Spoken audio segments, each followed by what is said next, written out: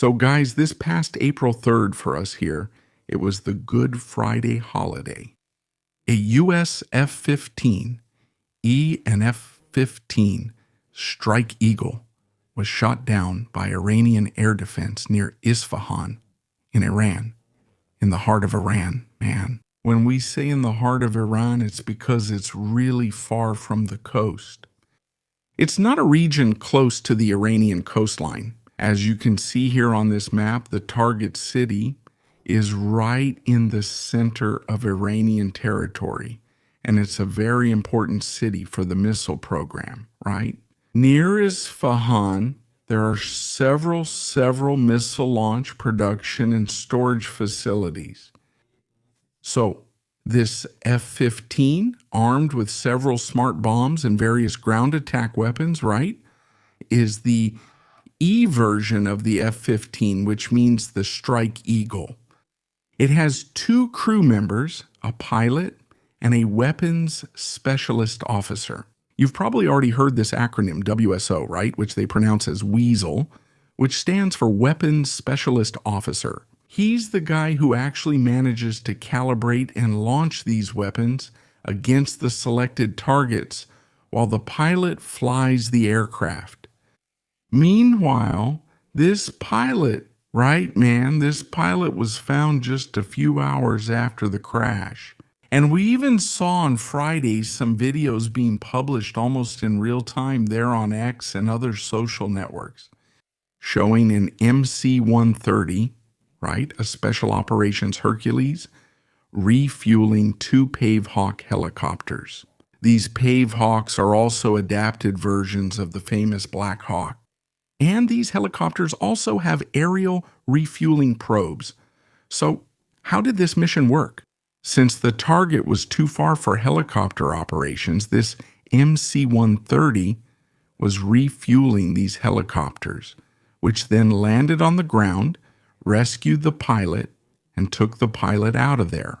Some videos and reports also make it clear that these helicopters took fire from the ground. Small arms fire like rifles and similar weapons even wounded some of the helicopter crew. But both helicopters managed to evade the area, taking the F-15 pilot with them. What happened next, right? Weasel, the weapons specialist, the officer who is a weapons specialist, who according to the White House is a colonel in the Air Force, he was left behind, right? He wasn't immediately located to be rescued by the other helicopter that went along.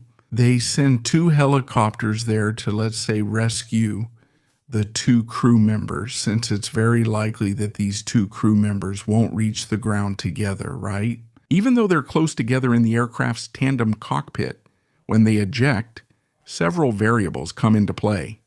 Speed, the aircraft's position, at the moment, when he receives the order to jettison the canopy. And the pilots will be ejected with their seats.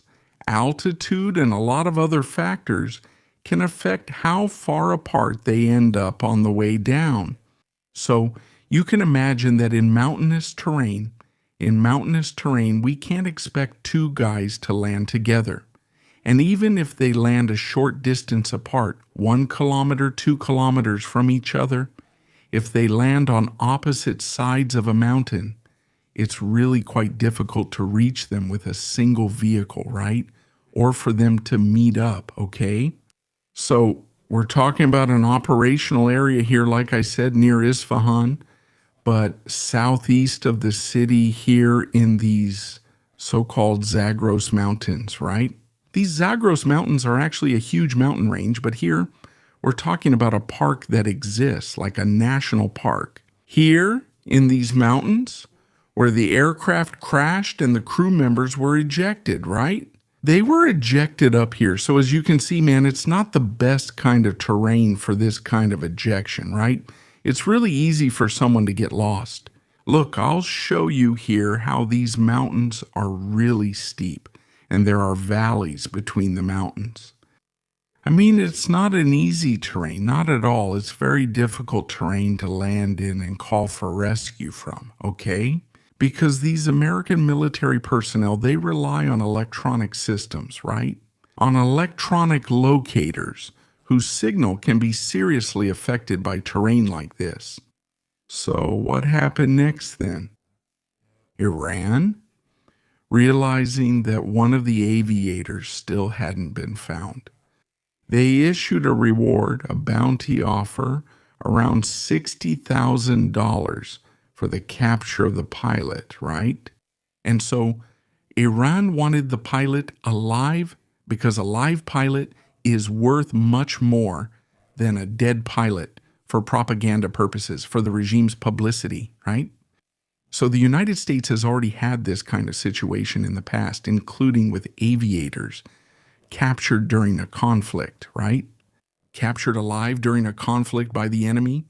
And these aviators, these military personnel, are used as a propaganda weapon. So the White House really prioritized, gave the green light. The White House gave the green light to the military, right? To the United States Air Force, together with the United States Navy, to carry it out as quickly as possible.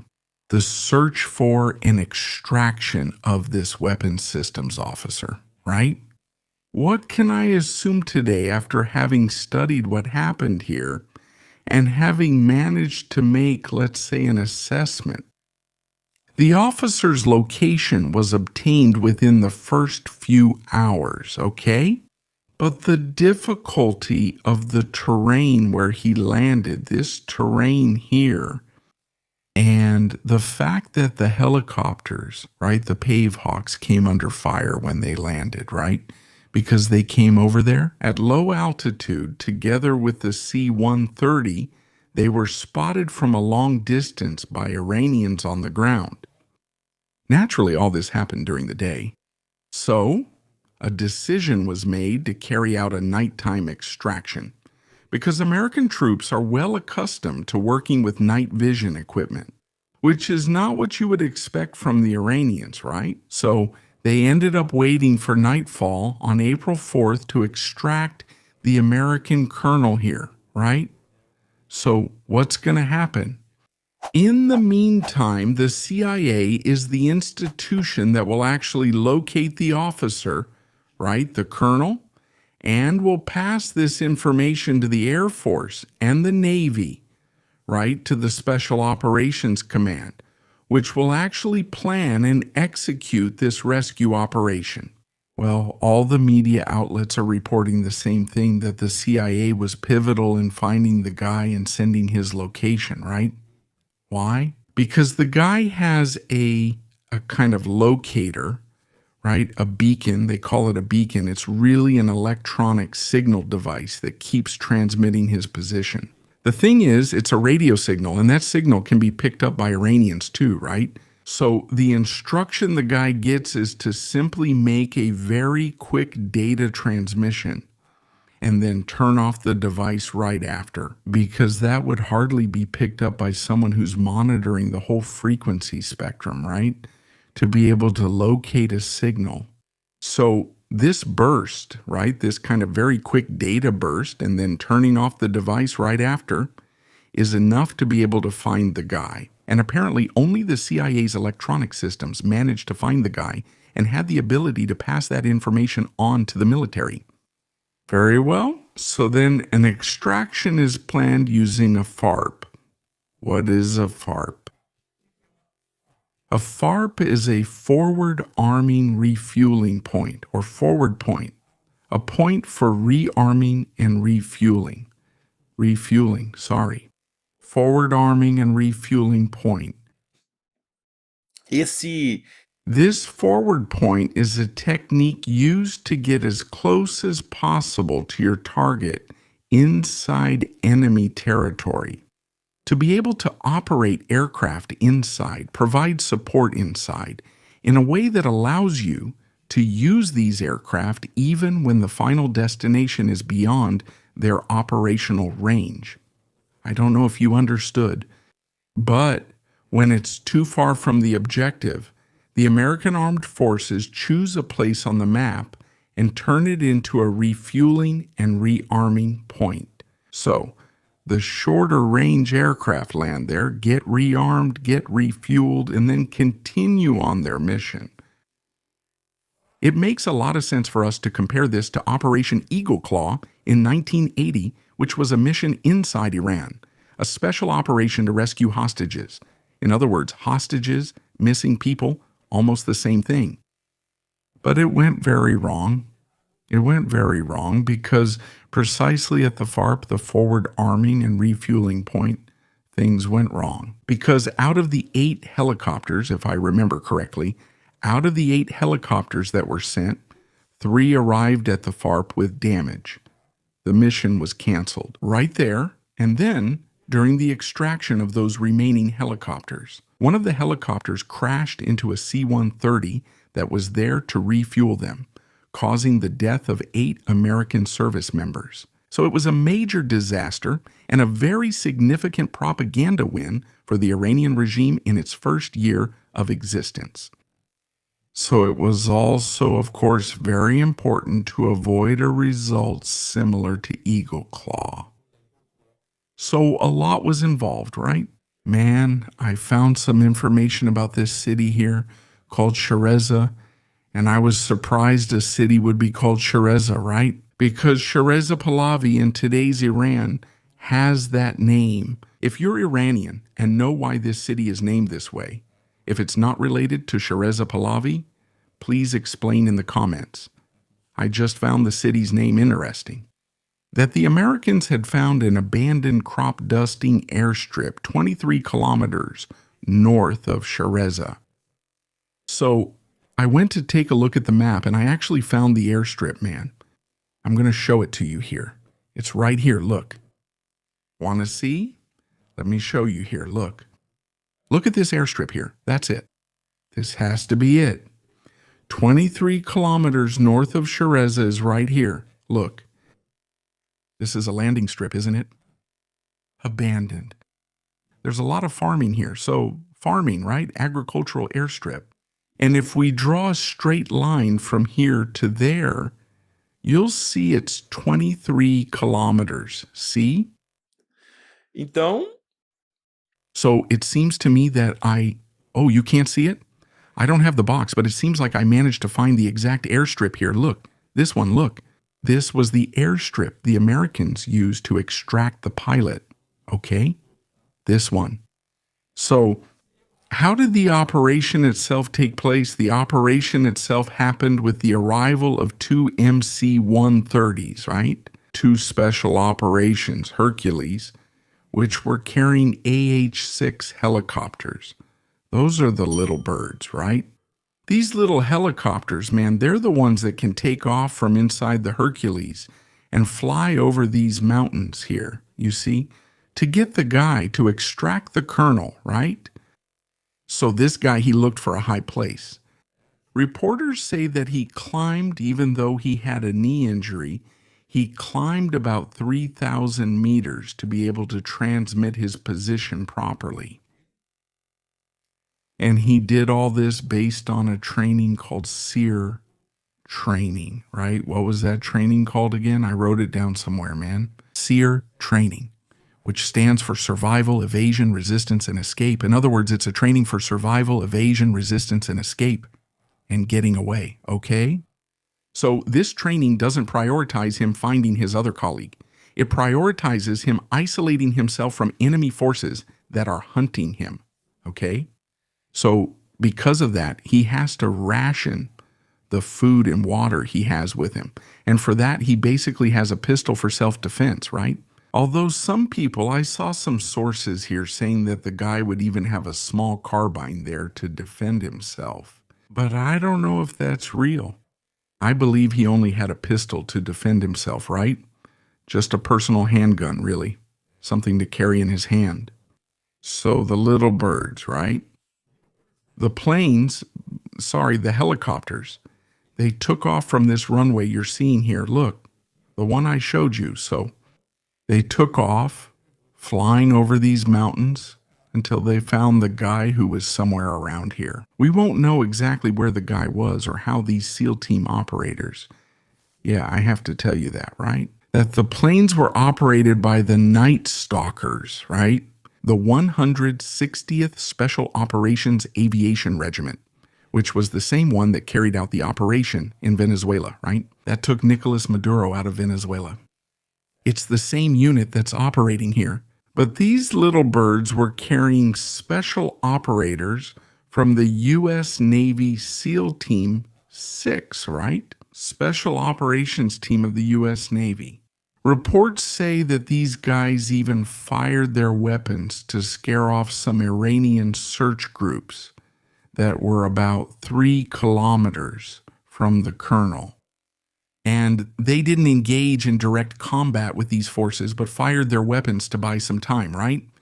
They managed to extract the guy from there and were heading back to the airbase. Well, the improvised airbase, the landing strip. But for some reason, which we also don't know, these 2 C-130s shortly after landing, it was found that these planes wouldn't be able to take off again. For some reason, I don't know. They wouldn't be able to take off again. So the American command decided to send 3 more aircraft to get everyone out who was inside, okay? And what aircraft, man, would those be? Those aircraft would be part of the 427th Special Operations Squadron. They would be CASA C-295W aircraft. Very mysterious aircraft with no registration on the outside. Supposedly, the Americans have 4 of these aircraft operating in that area. And these aircraft, since they're smaller, right?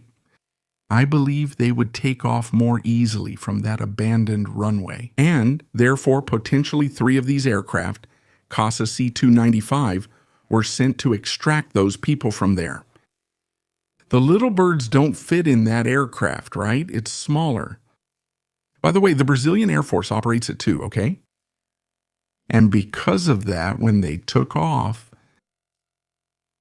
from there, with everyone on board, the aviators who came on the original C-130s Team 6, the Navy SEAL Team 6, the Little Bird pilots, and the colonel, everyone was put on those planes and took off from there. The aircraft that were providing air support, right? For close air support there, which included both A-10 Thunderbolt IIs and also MQ-9 Reaper drones. They opened fire and destroyed the aircraft that remained on the ground. The 2 helicopters and the 2 C-130s. Apparently there were 2 helicopters. I saw some sources saying 4 helicopters, but 2 helicopters, 2 C-130s that stayed behind, right? They were completely destroyed by fire from those aircraft that were providing air support there, patrolling over the area. And then the soldier was removed. He was taken out of Iran and brought back to the American bases, potentially in Kuwait or another part of the Persian Gulf, okay? So this was announced shortly after midnight on Saturday, right? April 5th by President Trump. Sorry, midnight. Yeah, midnight from Saturday to Sunday, okay? April 5th was Sunday by President Donald Trump on his social network, his Truth Social. He announced that the guy had been rescued, that he was injured, but he was going to be okay, right? So that's pretty much what happened. I say pretty much because we don't know the exact details. It's secret and will probably stay secret for a long time because it's a matter of security, of procedures, right? Of intelligence. What if another pilot goes down there during operations and needs to be rescued too? So we won't know everything. Get used to that reality. Well, if you like this video, then share it with your friends, but also give us a thumbs up. Don't forget to subscribe to War Room so you don't miss anything else. I'll stop here. Thanks again for watching, and here's a big hug from War Room. So.